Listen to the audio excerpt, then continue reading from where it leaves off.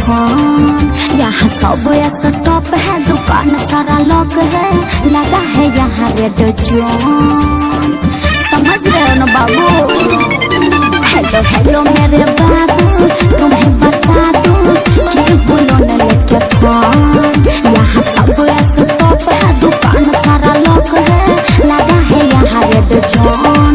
Mummy करी है मामा से बतिया, सुना सुना जरूरी हाली बा।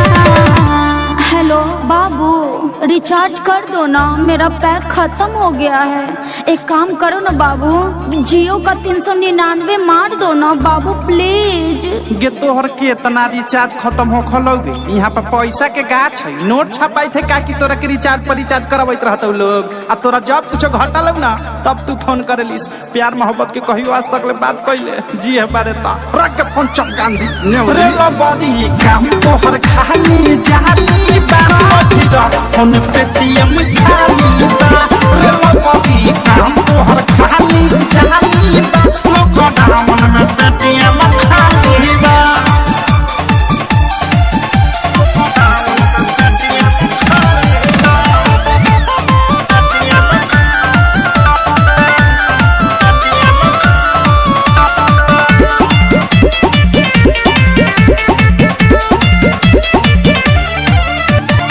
ऐसे न बोला जानू बुझो मजबूरी, माफ कर झूठी बनाओ अभी दूरी, बनाओ अभी दूरी। ऐसे न बोला जानू बुझो मजबूरी, माफ कर झूठी बनाओ अभी दूरी, बनाओ अभी दूरी। चाहे बढ़िया बहन के निकला कता तोरा गाली बा। तू हमरा के भूलियावत, हम भूलियाए वाला नई लागत कि तोहरा चक्कर में हमारा कोठी में के धइल धान गेहूं बेचे के पड़ी। अरे रा कौन तोरी मां का प्रणाम करू। प्लीज बाबू, मेरे बारे में ऐसा मत सोचो बाबू, कर दो ना। और सुनो ना, थोड़ा साथ में नेट पैक भी डाल देना, ओके?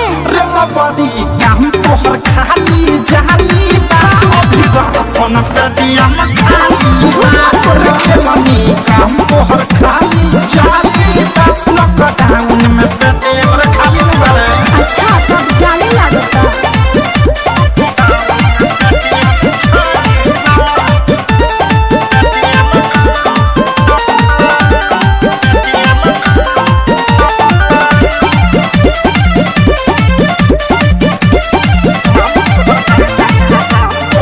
करते हो प्यार यदि बात नहीं टालो, दू दिन से नेट पैक डालो रे नेट पैक डालो। प्लीज ना। करते हो प्यार यदि बात नहीं टालो, दू दिन से नेट पैक डालो रे नेट पैक डालो।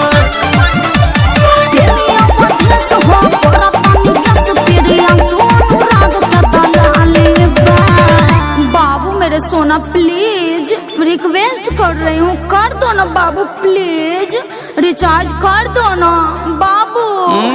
लागत कि तोहरा चक्कर में अब हमारा भिखारी बने के पड़ी। एगो तो लॉकडाउन में देखत रुकी 1 महीना से फाटल जमा पहला बनी, तोहरा के रिचार्ज कहाँ से करी रे? रख फोन दिमाग में चार ठमा रे लबड़ी काम तोहर खाली जाली बा अभी रख फोन पेटीएम खाली बा रे लबड़ी काम तोहर खाली जाली बा लॉकडाउन में पेटीएम खाली बा। हेलो मेरे बाबू, तुम्हें बता दूं कि बोलो न लेके फोन। यहाँ सब स्टॉप है, दुकान सारा लॉक है, लगा है यहाँ रेड जोन।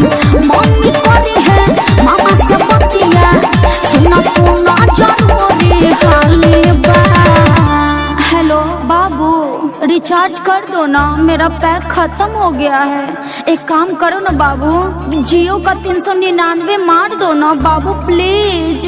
गे तोहर के इतना रिचार्ज खत्म हो खलोगे? यहाँ पर पैसा के गाछ है, नोट छपाई थे का कि तोरा के रिचार्ज पर रिचार्ज करवाइत रहते लोग। आ तोरा जब कुछ घटल ना तब तू फोन करेलिस। प्यार मोहब्बत के कहियो आज तक ले बात कैले जी है बारे ता रख के फोन चमकान दी रे लबड़ी काम तोहर खाली जाली बा अभी रख फोन पेटीएम खाली बा रे लबड़ी काम तोहर खाली जाली बा लॉकडाउन में पेटीएम खाली बा। अच्छो बाबू।